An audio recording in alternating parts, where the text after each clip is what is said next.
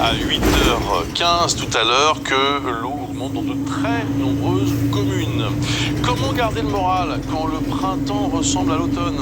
De la grisaille au nord, regardez des températures en baisse à Bordeaux et à Palavas. Ne vous faites pas avoir par ce soleil qui pointe le bout de son nez. Ce n'est l'été, ni au sud ni au nord. Le nord, où l'on dit souvent que les gens ont le soleil dans le cœur. On va aller vérifier ça avec vous, Sébastien Aubert. Franchement, avec toute cette pluie, même les nordistes ont de la morosité dans le cœur, là, aujourd'hui. Bah oui, Garance, on a le soleil.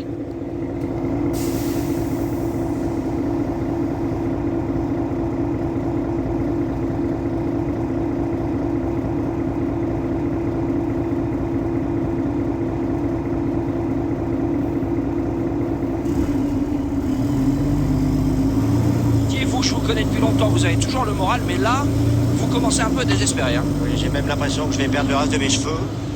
C'est catastrophique. On est là avec des produits d'été, on a un temps du mois de septembre, octobre. Les gens ne consomment pas du tout les produits d'été, ils en ont pas envie. Les gens n'ont pas l'envie et puis, non, ils n'ont pas du tout envie. Ils veulent des pommes, des bananes, des oranges, alors que nous, on se présente avec des cerises, des brugnons, des abricots. Et oui, les produits de saison. Bon courage quand même, les courageux du marché qui s'installent malgré tout et malgré cette pluie. Il va pleuvoir aujourd'hui, il va aussi pleuvoir demain. On n'en peut plus en fait, vivement le soleil, il faut qu'il revienne absolument, c'est urgent. Oui, d'accord. Non mais très bien, vous avez raison de...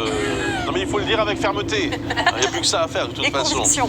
Merci Sébastien Ambert, bon courage. J-9 avant les élections européennes.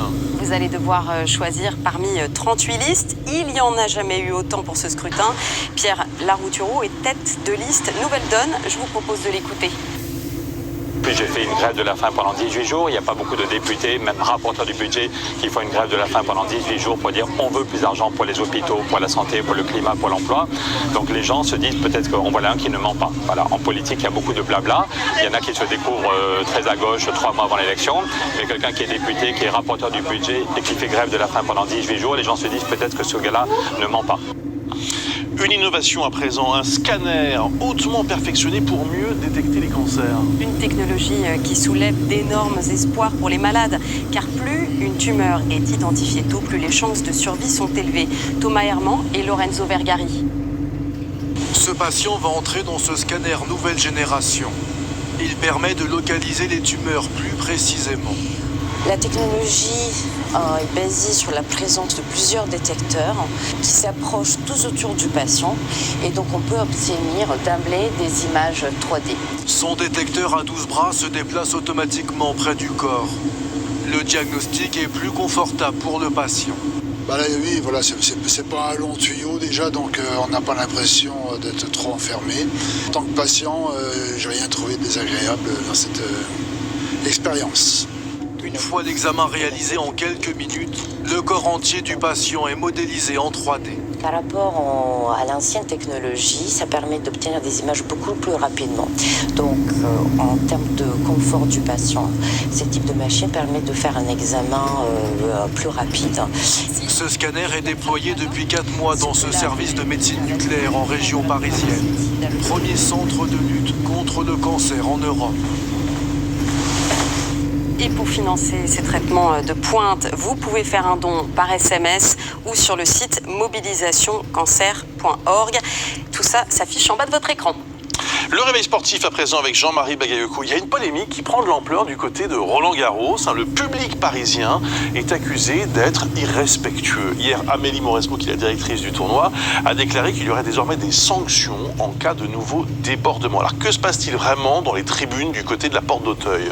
Ce qui est sûr, c'est que plusieurs groupes de supporters se sont formés ces derniers mois. Et dans les tribunes très chic et surtout très sages.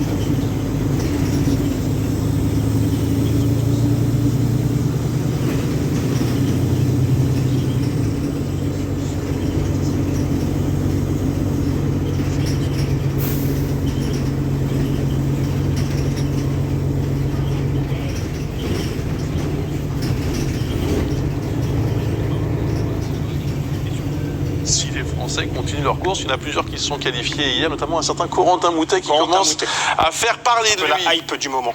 Encore une image. Direction le Royaume-Uni avec la plus grande